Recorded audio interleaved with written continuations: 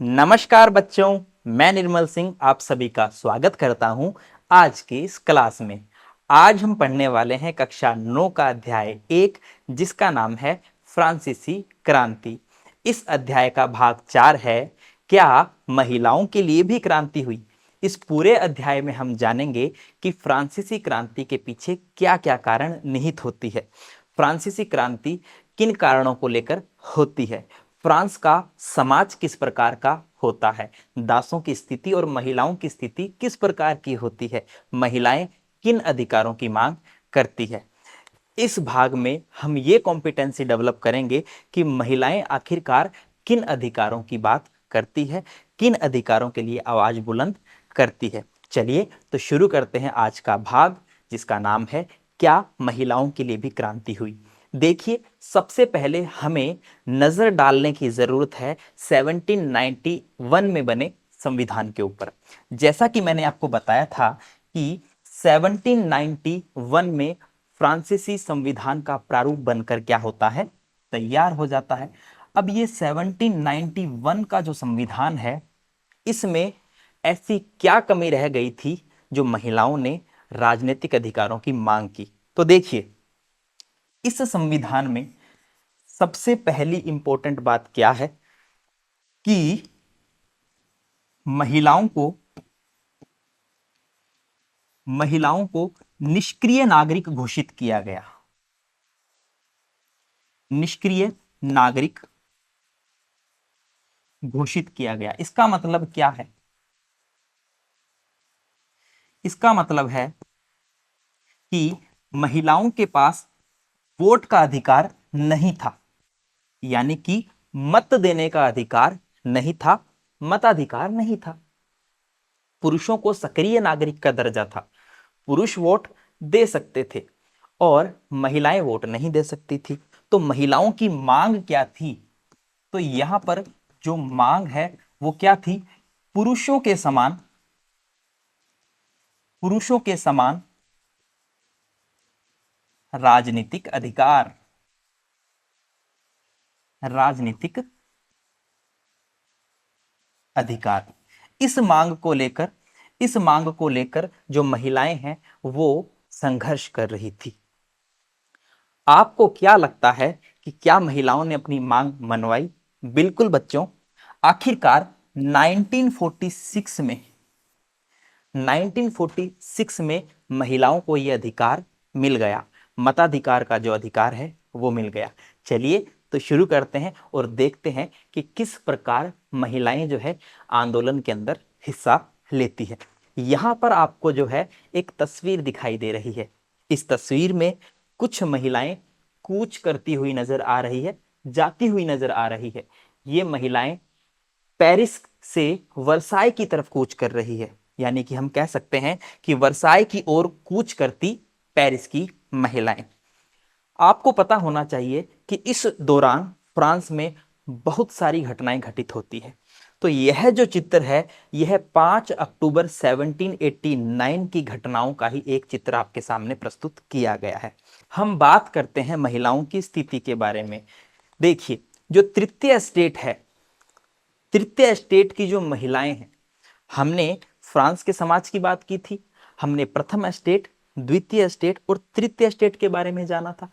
तो जो तृतीय स्टेट की महिलाएं हैं, ये महिलाएं ना तो पढ़ लिख सकती थी, है ना, क्योंकि तृतीय स्टेट की जो निम्न वर्ग से संबंधित महिलाएं हैं, उनके पास पढ़ाई के लिए इतने संसाधन उपलब्ध नहीं थे और ना ही वे कोई व्यावसायिक प्रशिक्षण ले सकती थी। तृतीय वर्ग की या तृतीय स्टेट की जो निर्धन या हम कह सकते हैं जो गरीब महिलाएं हैं, वो अपना गुजारा किस प्रकार करती थी? वो अपना गुजारा करने के लिए काम किया करती थी। काम बहुत प्रकार के थे। कुछ महिलाएं सिलाई बुनाई का काम करती थी, कुछ कपड़ा धुलाई का काम करती थी, कुछ महिलाएं संपन्न घरों में घरेलू कार्य किया करती थी, कुछ बाजारों में फल फूल सब्जियां बेचा करती थी, कुछ वेश्यावृत्ति किया करती थी। तो इस प्रकार इन कामों को कर कर महिलाएं अपना जीवन का निर्वाह कर रही थी। ठीक है, तो हम देखते हैं कि तीसरे स्टेट की अधिकांश महिलाएं, तीसरे स्टेट में धनी लोग भी है और निर्धन लोग भी है, शिक्षित भी है और अशिक्षित भी है। तो जो निर्धन है, जो अपनी जीविका का निर्वाह नहीं कर सकती है, तो वे काम किया करती थी। कामों की हमने बात कर ली है, बहुत सारे काम जो है यहाँ महिलाएं करती थी। और यहां पर आपको एक तस्वीर में कुछ महिलाएं बेकरी बेकरी के सामने कतार लगाए हुए दिखाई दे रही है। ठीक है, तस्वीर में आप देख सकते हैं कि दुकान पर किस प्रकार जो है कतार लगाकर महिलाएं खड़ी है, यानी कि महिलाएं जो है बाजारों में जाती थी, है ना, वस्तुएं खरीदती थी, कार्य किया करती थी। अब महिलाओं को जो है जीवन निर्वाह के लिए काम करना पड़ता था, कार्य भी करती थी, लेकिन उन्हें जो पैसा मिलता था काम के बदले, उन्हें जो उनकी मजदूरी मिलती थी वो पुरुषों से कम थी, वो पुरुषों से कम थी। तो देखिए यहां भी एक भेदभाव नजर आ रहा है, यानी कि महिलाएं भी काम कर रही है और पुरुष भी काम कर रहे हैं, लेकिन यानी कि महिलाएं भी काम कर रही है और पुरुष भी काम कर रहे हैं, लेकिन महिलाओं को जो मजदूरी मिल रही है वो पुरुषों की तुलना में कम मिल रही है। ठीक है, तो हम देखते हैं तीसरे स्टेट की जो लड़कियां हैं, जो महिलाएं हैं, वो काम करती है। तीसरे स्टेट में जो धन संपन्न महिलाएं होती है, जो संपन्न परिवारों की महिलाएं होती है, वह जो है वो शिक्षा ग्रहण करती है, वो व्यावसायिक प्रशिक्षण भी लेती है, क्योंकि वो उन्हें अफोर्ड कर सकती है। लेकिन जो धनी नहीं है वो फिर कार्य किया करती थी। अब अगर पुरुषों से उन्हें कम मजदूरी मिल रही है, तो महिलाओं को फिर अपने हितों की हिमायत के लिए आवाज उठानी पड़ी। उन्होंने राजनीतिक क्लब बनाना शुरू किया और अखबार निकालने शुरू किए। धीरे धीरे महिलाओं के राजनीतिक क्लब बनने लगे और ऐसे धीरे धीरे हम देखते हैं कि फ्रांस के अंदर लगभग 60 राजनीतिक क्लब जो है वह सामने आते हैं। इन सभी क्लबों में एक महत्वपूर्ण क्लब होता है जिसका नाम है the society of revolutionary and Republican women. यह जो संगठन होता है, या हम कह सकते हैं यह जो राजनीतिक क्लब होता है, यह सबसे मशहूर राजनीतिक क्लब होता है। इन महिलाओं की मांग क्या थी? इन महिलाओं की मांग थी कि इन्हें पुरुषों के समान राजनीतिक अधिकार दिए जाएं। बिल्कुल, ये महिलाएं पुरुषों के समान राजनीतिक अधिकार चाहती थी, और ये अधिकारों की वो मांग इसलिए कर रही थी क्योंकि फ्रांस में जो 1791 में संविधान बना था, उनमें महिलाओं को मूलभूत अधिकारों से वंचित रखा गया था। ठीक है, और निष्क्रिय नागरिक के रूप में उन्हें दर्शाया गया था। निष्क्रिय नागरिक जो कि वोट नहीं दे सकते हैं, जिन्हें मताधिकार का अधिकार प्राप्त नहीं था। अब जो प्रारंभिक सरकारें होती है, प्रारंभिक क्रांतिकारी सरकारें होती है, वह महिलाओं के लिए कुछ सुविधाएं करती है। ऐसा नहीं है कि महिलाओं को बिल्कुल ही नकार दिया गया। प्रारंभिक सरकारें महिलाओं के लिए कुछ सुविधाएं करती है, लेकिन यहां पर जो मेन मुद्दा है, जो मेन मांग है, वो है राजनीतिक अधिकारों की। प्रारंभिक सरकारें महिलाओं की शिक्षा की व्यवस्था करती है, अनिवार्य शिक्षा की बात करती है, महिलाओं के जीवन में सुधार के लिए कानून बनाती है, विवाह संबंधी कानून बनाती है, तलाक संबंधी कानून बनाती है। ठीक है, तरह तरह के कानून बनाए जाते हैं। जैसे कि हम देख लेते हैं कि जो प्रारंभिक वर्षों में क्रांतिकारी सरकारों ने महिलाओं के जीवन में सुधार करने के लिए कानून बनाए। ठीक है, यहां पर सरकारी विद्यालयों की स्थापना की गई, लड़कियों के लिए स्कूली शिक्षा को जो है अनिवार्य बनाया गया, शादी के लिए कानून बनाए गए कि जो पिता है वह बाध्य नहीं कर सकता किसी लड़की को विवाह के लिए। साथ ही शादी को एक स्वैच्छिक अनुबंध बनाया गया, यानी कि अगर आपकी इच्छा है तभी आप शादी कीजिए, अन्यथा आप कंवारे भी रह सकते हैं। एक स्वैच्छिक अनुबंध विवाह को बनाया गया। साथ ही नागरिक कानूनों के तहत उनका पंजीकरण भी किया जाने लगा, और जो तलाक है, तलाक को भी कानूनी रूप दे दिया गया। जिसे तलाक लेना है, पुरुष महिला वो अपनी मर्जी से तलाक ले सकते हैं, एक दूसरे से अलग हो सकते हैं। तो यहां पर मर्द औरतें दोनों ही इसकी अर्जी दे सकते थे। महिलाएं व्यावसायिक प्रशिक्षण ले सकती थी, कलाकार बन सकती थी, छोटे मोटे व्यवसाय चला सकती थी। तो प्रारंभिक क्रांतिकारी सरकारों द्वारा महिलाओं को सुविधाएं दी गई थी, लेकिन फिर वही बात, जो मेन मांग थी वो क्या थी? फिर भी राजनीतिक अधिकारों के लिए महिलाएं जो है क्या कर रही थी, संघर्ष कर रही थी। महिलाओं ने संघर्ष किया, अपने हितों की हिमायत के लिए आवाज उठाई। लेकिन जब आतंक राज आया फ्रांस में, हम देखते हैं कि 1793 से लेके 94 का जो काल था वो आतंक राज कहलाता है। यहां हम देख रहे हैं आतंक राज। तो ये जो आतंक राज है ये 1793 से 94 का काल है। आतंक राज के दौरान जो है महिलाओं द्वारा जो क्लब बनाए गए थे, जो संगठन बनाए गए थे, उन पर नियंत्रण लगाया गया, उन पर प्रतिबंध लगाया गया, उन पर जो है हम कह सकते हैं उन्हें बैन किया गया, उन्हें बंद किया गया। महिलाओं की कार्यवाहियों को रोकने का प्रयास किया गया। लेकिन महिलाएं नहीं मानती है। महिलाओं के जो अधिकारों का जो मुद्दा है वो धीरे धीरे और जगहों भी फैलने लगता है और फाइनली जो महिलाएं हैं वो 1946 में जो है अपने अधिकार प्राप्त करती है। तो हम देखते हैं कि आतंक राज के दौरान सरकार ने महिला क्लबों को बंद करने का कानून बनाया, महिला क्लबों की राजनीतिक गतिविधियों को प्रतिबंधित किया और कई महिलाओं को गिरफ्तार करके उन्हें फांसी भी चढ़ा दिया गया था। लेकिन जैसा कि मैंने आपको बताया कि फाइनली 1946 में फ्रांस की महिलाओं को मताधिकार हासिल हो जाता है। तो फ्रांस की महिलाएं अपने हितों के लिए लड़ाई लड़ती है और उसमें एक लंबे संघर्ष के बाद में, एक लंबे समय के बाद में उन्हें जो है सफलता भी मिलती है। चलिए, जो भी है, मेहनत की है, प्रयास किया है तो सफलता मिलनी भी निश्चित है। तो इस प्रकार महिलाएं जो है लड़ती है और सफलताएं हासिल करती है। देखिए, फ्रांस में जब क्रांति हो रही थी तो क्रांति के दौरान कुछ महिलाएं बहुत ज्यादा सक्रिय थी। क्रांति काल में भी महिलाएं सक्रिय थी और वे भी महिलाओं के लिए मांग कर रही थी, महिलाओं के अधिकारों के लिए लड़ रही थी। तो इन्हीं सक्रिय महिलाओं में एक महिला का नाम आता है जिसका नाम है ओलंप द गूज।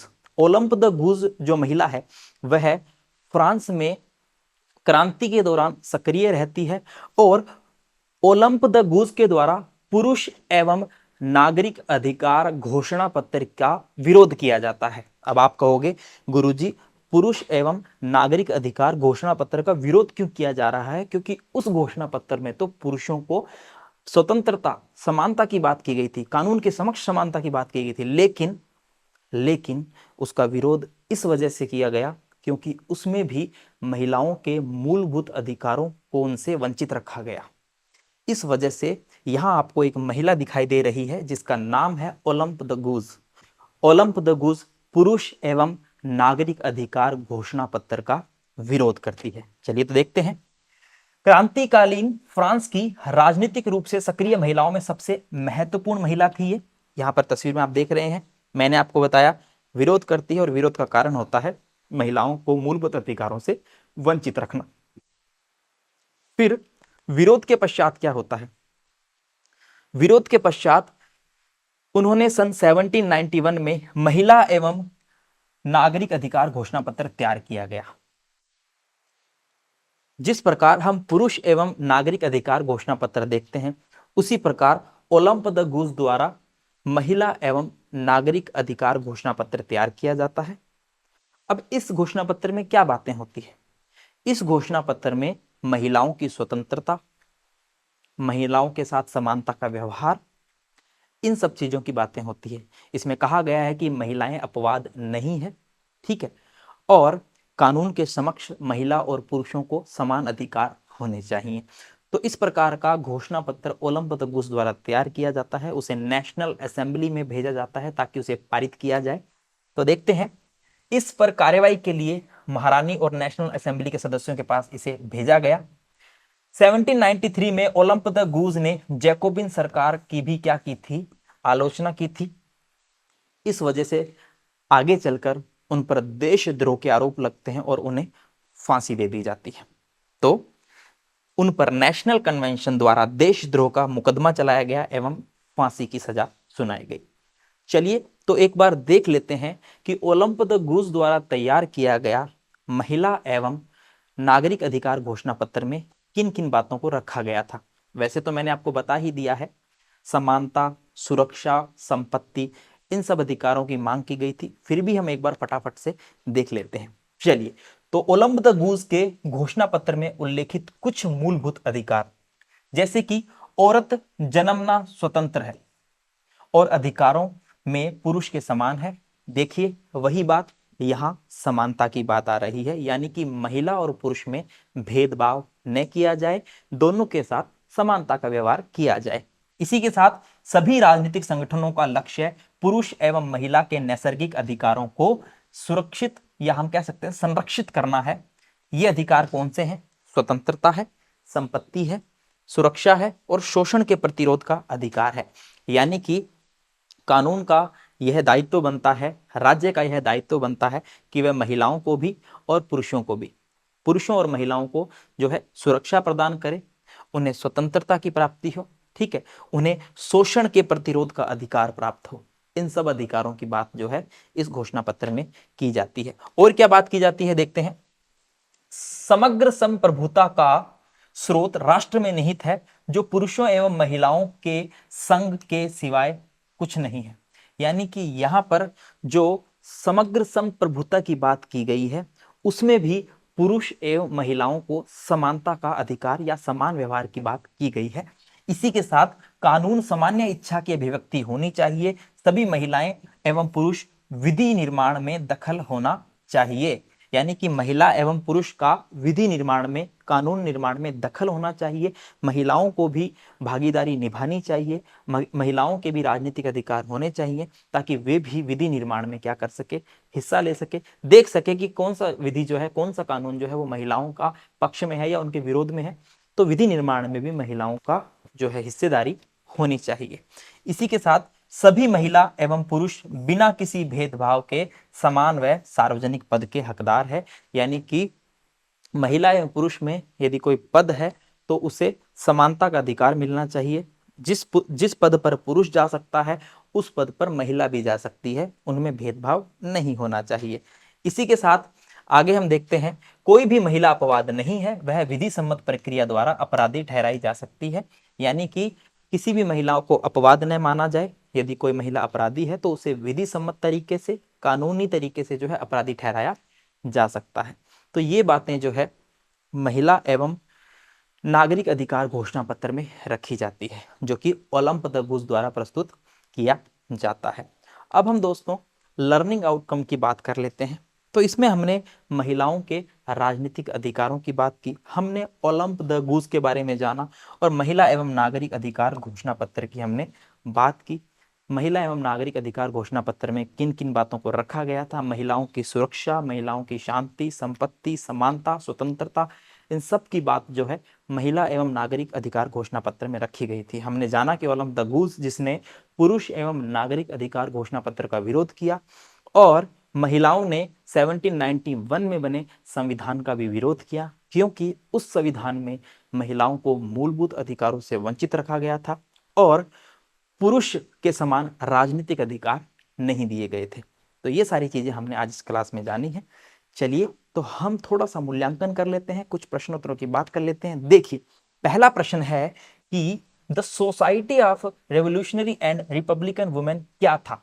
फ्रांस में महिलाओं का राजनीतिक क्लब, फ्रांसीसी सरकार का संगठन, फ्रांस की नेशनल असेंबली, उपरोक्त में से कोई नहीं। तो देखिए ये क्या है, फ्रांस में महिलाओं का संगठन है, राजनीतिक क्लब है।